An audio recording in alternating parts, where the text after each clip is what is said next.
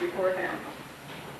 I'd like to introduce the committee in general, and then they have one of their members who's going to be giving their keynote address tonight. This committee, I'm not sure how long it's been in existence, at least several years. If Steve can hold up his fingers, I can tell. At least several years. Many of you have had the opportunity to participate in their workshops and their programs throughout the states. You may or may not know a little bit about their mandate, and we want to share that briefly tonight, so you would have some understanding of the committee if you don't already. Part of their mandate is to foster the practice of the principle of sexual equality in the Baha'i community and in the community at large. One of the ways that they do that is by creating a series of workshops and programs around the country, conference-type agendas, if you will, where the friends have an opportunity to come together, to learn, to deepen, and to expand their understanding. For example, they did one in Western New York on Indian teaching. There was one in Oakland, California for Asian women. And fairly recently in April, I believe it was, in Albuquerque for American Indian women and Hispanics. And in connection with those events, they do many other types of things to assist the Baha'i communities that they travel to. And an aspect of their service that you may or may not know about is that they are also involved with non-Baha'i organizations to promote this principle. And one of the organizations they're a member of is the National Council on Women. This is an international organization that's affiliated with the United Nations. And when I spoke with them today, they were very excited about the opportunities that were available by working with that group. 4 members of the committee are here tonight, and I'd like them to stand up. I'll introduce them, tell you where they're from. Fafar Gileabo is from Alabama.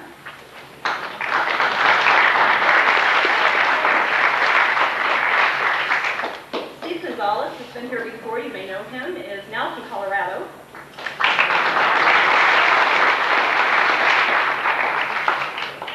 Terry Earle is from Georgia.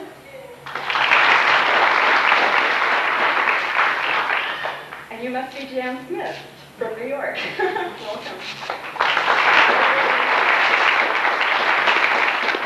As you know, they were here this afternoon and conducted one of the Friday forums. And there will also be some other workshops and things tomorrow that the committee is conducting. You'll have a chance to meet them and participate in their activities. Jan has been selected to do their keynote address tonight. I have a note that you've recently moved to New York and that you have joined the staff of the Baha'i Office of the United Nations. Your presentation tonight is entitled The Vision, Becoming Partners in Transition to a New World Order. Would you welcome Jan, please?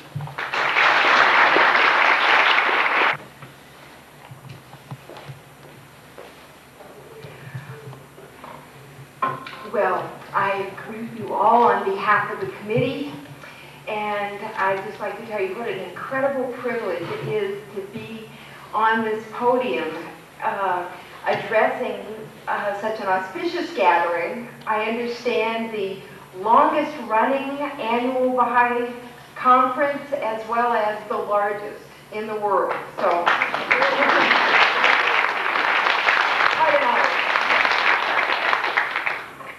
it's also a thrill for me to represent the Baha'i National Committee on Women.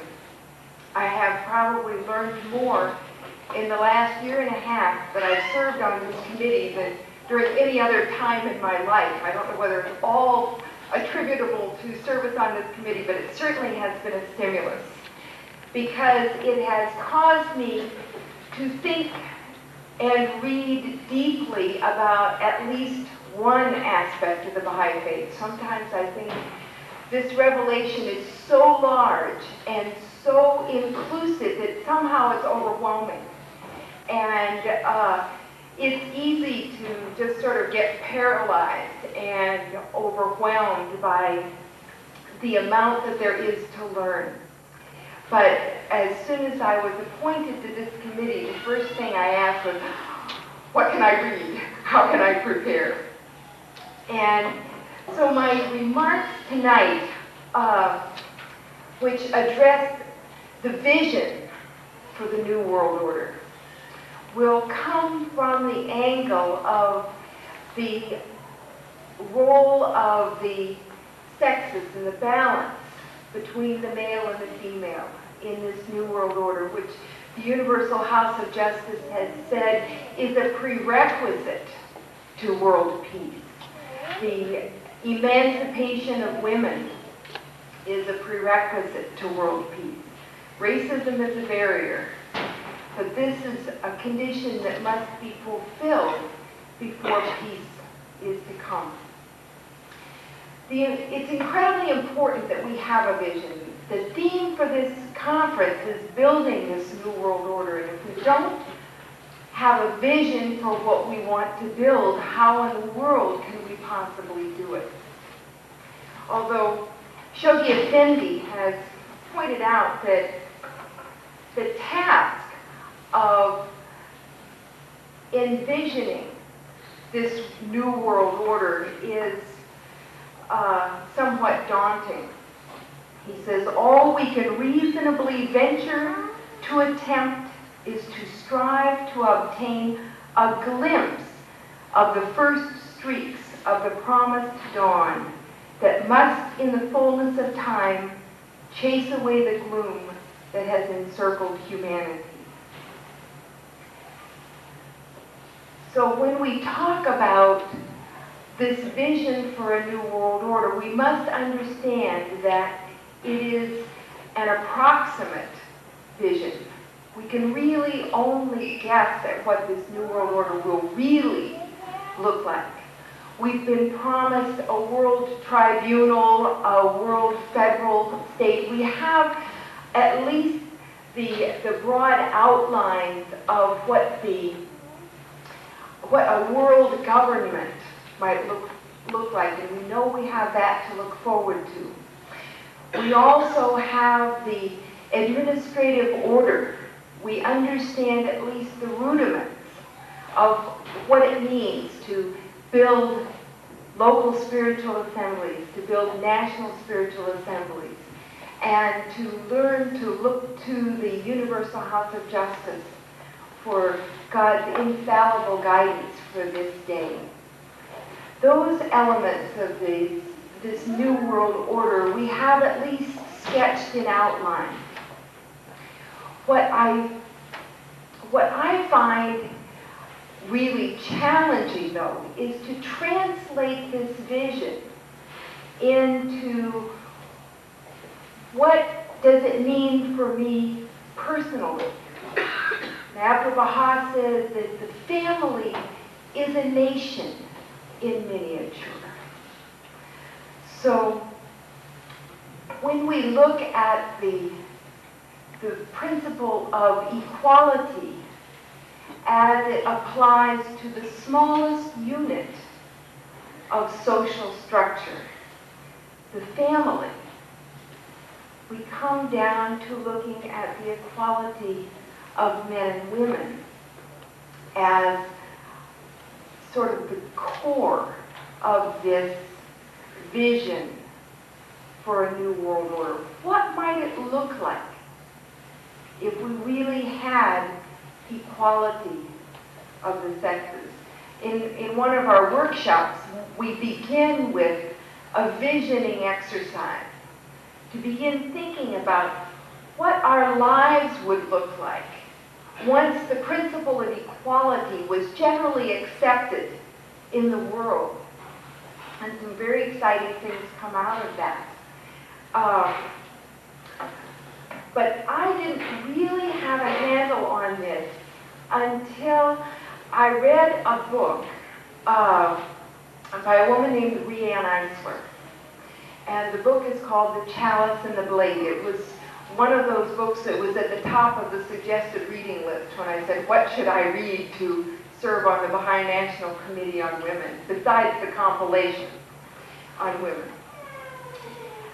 Rianne Eisler's thesis is this, that there are two ways of organizing society.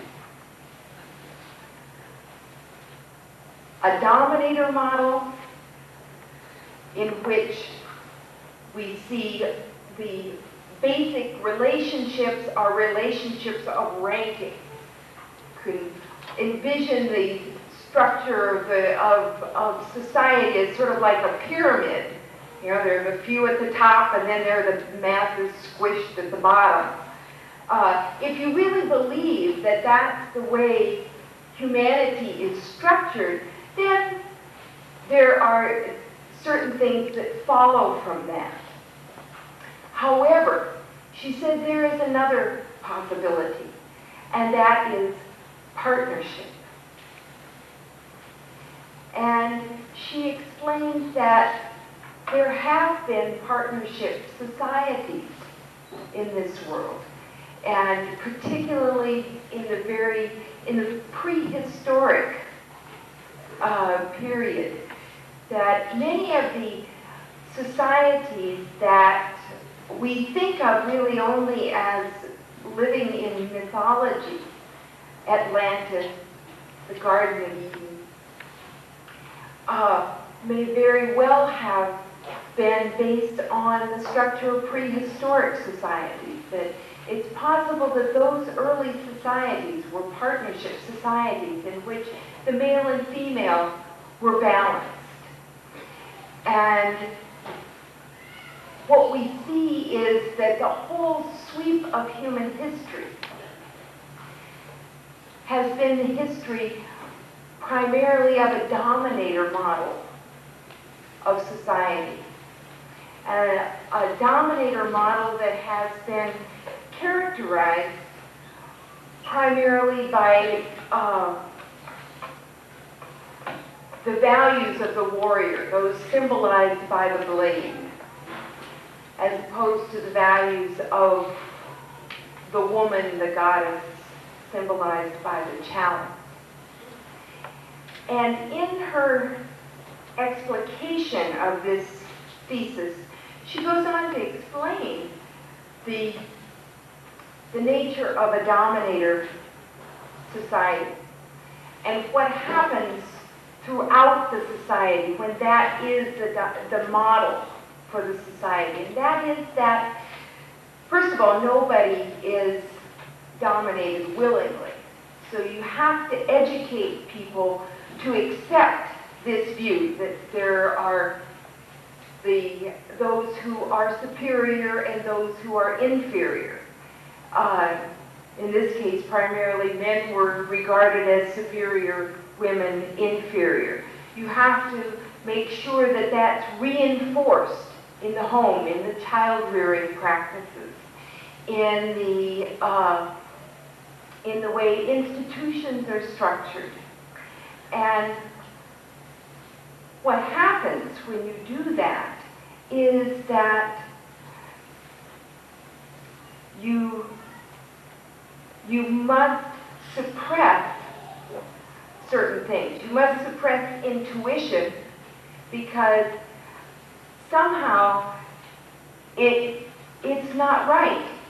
You know, people intuitively guess that that domination is not necessarily right, and that if God created all of us, He created all of us noble. He created all of us with the capacity to know and to love. And in this day, Baha'u'llah has explicitly stated what he said no prophet before him was allowed to advance, and that is that principle of the equality of the sexes. So one of the characteristics of this new day, of this new vision, is the balance between the sexes.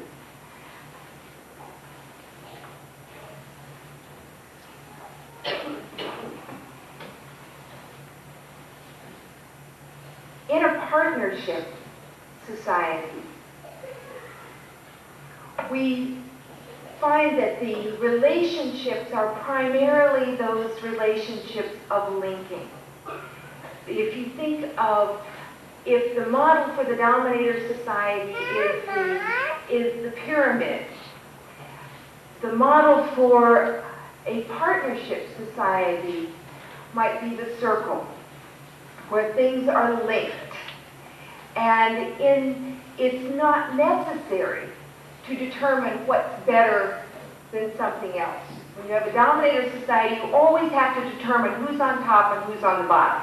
I mean, even if you're fairly far down in the pyramid, it's still significant who's above you, who's below you. In a circle, those are not relevant questions. In an organically unified community, what's important is what are the functions? What is each functioning properly? Abu Baha'i uses the analogy of the human body, and that if there is pain in one part of the body, then the whole body suffers, because they're organically linked. It's not important what is more important, your eye or your finger or your liver. What's important is, are all of them functioning? Because if any one of them doesn't function properly, the whole human being suffers. And this is in reality the structure of the body of humanity. That we are all organically connected. And that what we see now is the challenge of making the transition from this dominator model of society to a partnership model. Because we're discovering rather rapidly that the dominator model carried to its logical extreme will lead us to extinction. We have no choice. The ruling of the world by force no longer works. It no longer works to preserve the human species. And so as we come to the end of that cycle and discover that domination is no longer practical in this world, our challenge and the purpose for which Baha'u'llah's revelation came was to guide us into that new model of partnership. In fact, in the promise of world peace, the Universal House of Justice states, the emancipation of women, the achievement of full equality between the sexes, is one of the most important, though less acknowledged, prerequisites of peace. The denial of such equality perpetrates an injustice against 1/2 of the world's population and promotes in men harmful attitudes and habits that are carried from the family to the workplace to political life and ultimately to international relations. There are no grounds, moral, practical, or biological, upon which such denial can be justified. Only as women are welcomed into full partnership in all fields of human endeavor will the moral and psychological climate be created in which international peace can emerge. Now, one of the things that I find so exciting about understanding the change as being the shift, this paradigm shift from a dominator model to a partnership model, and that this dominator model has been the mode of social organization throughout recorded history, what it does is it lifts the guilt. I mean, how can any of us feel guilty for having been socialized in the way people have been socialized for thousands and thousands of years? This is a new day, a new challenge, a new world order to be built. It's an exciting challenge, not one for, it's not a time to be weighed down by guilt. It's not useful to defend the old way. Shoghi Effendi clearly pointed out, as Baha'u'llah did, that the old world order is being rolled up and a new one laid out in its stead. How can it be that if such a dramatic change is taking place in the world, we shouldn't be affected? How can it be that this is not a struggle?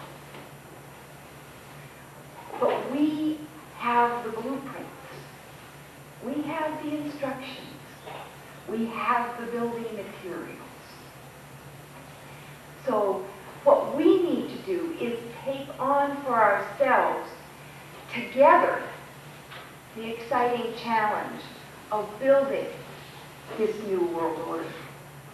And one of the things that's interesting about this kind of a dramatic shift, this is what is called in the literature a paradigm shift, a shift in the whole way in which we view things, is that when the shift takes place,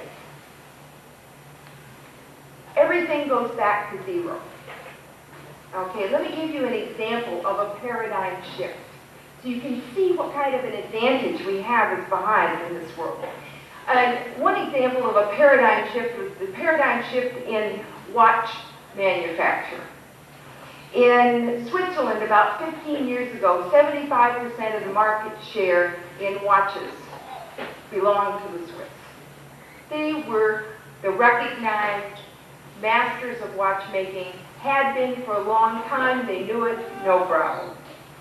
Well, they still had their research and development department, and in one of their research labs, somebody came up with a strange sort of thing. It was a quartz mechanism.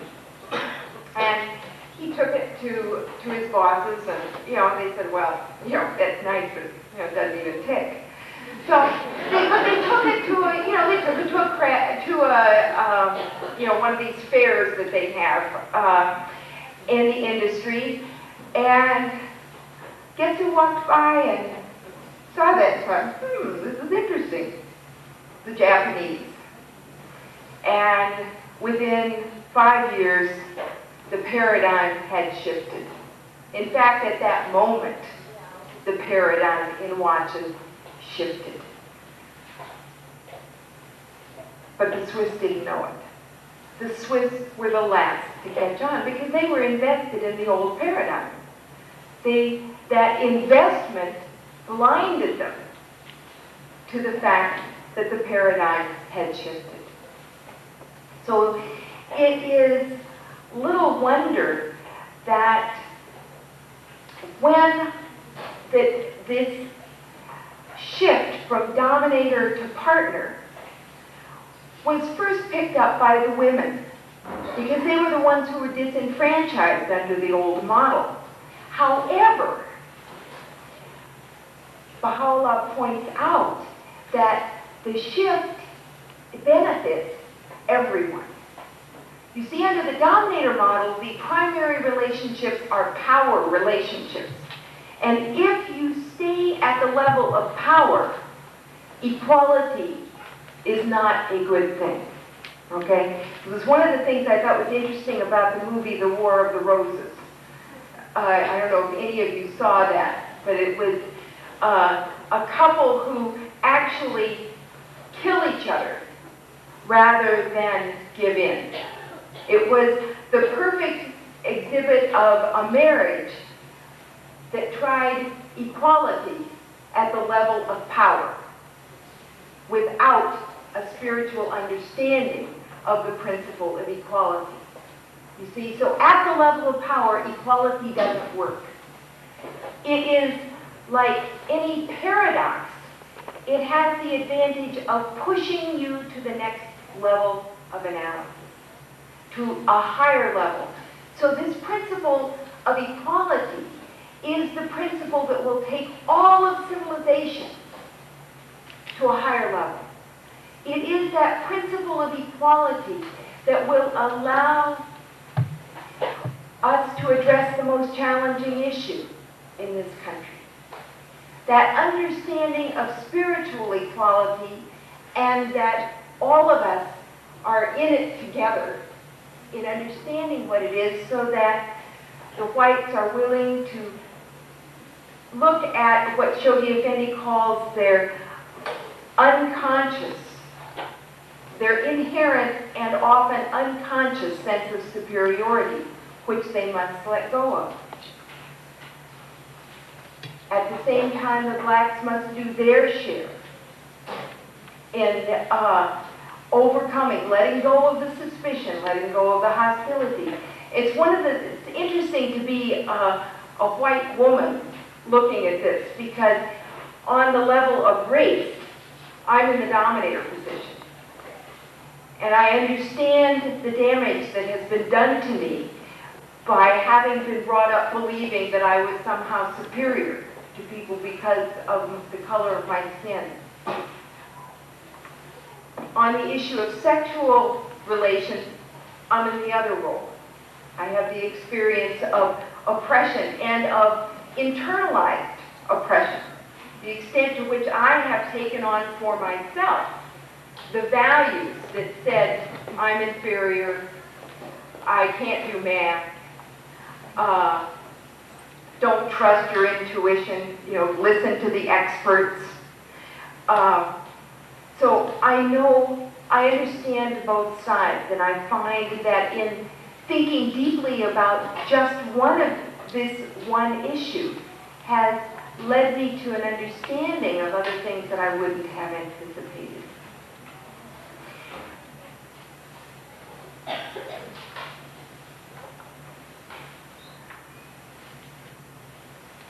I'd like to invite any of you who are available during tomorrow to come to one or more of our workshops tomorrow, because this process of discovering the ways in which our own thinking has been shaped by this dominator model, the process of letting go of some of these mistaken notions and struggling together with the creation of a vision of a world in which the feminine and the masculine are more evenly balanced. Creating marriages in which consultation is used as the panacea for the resolution of conflict. A world in which we raise our children not to have to let go of the old things that we have to let go of, to free them in advance. See, one of the advantages of really addressing this issue and addressing it now is that as long as we cling to the old model, as long as we cling to the behaviors that are really a byproduct of that old model, we run the risk of passing them on to our children. So although those of us who are my age, I won't, you know who you are, and even those who are younger, who have been raised as children in this, I mean, we'll struggle with this until we die, okay? It's not that easy to let go of all of those behaviors. We can, however, let go of the attitude that says all of those old behaviors are okay. We can let go of the need to defend those old behaviors. And we can, in that way, free our children not to have to repeat our patterns, but to be able to create that new world. Baha'u'llah says the world's equilibrium hath been upset through the vibrating influence of this most great, this new world order. Mankind's ordered life hath been revolutionized through the agency of this unique, this wondrous system, the like of which mortal eyes have never witnessed. Thank you.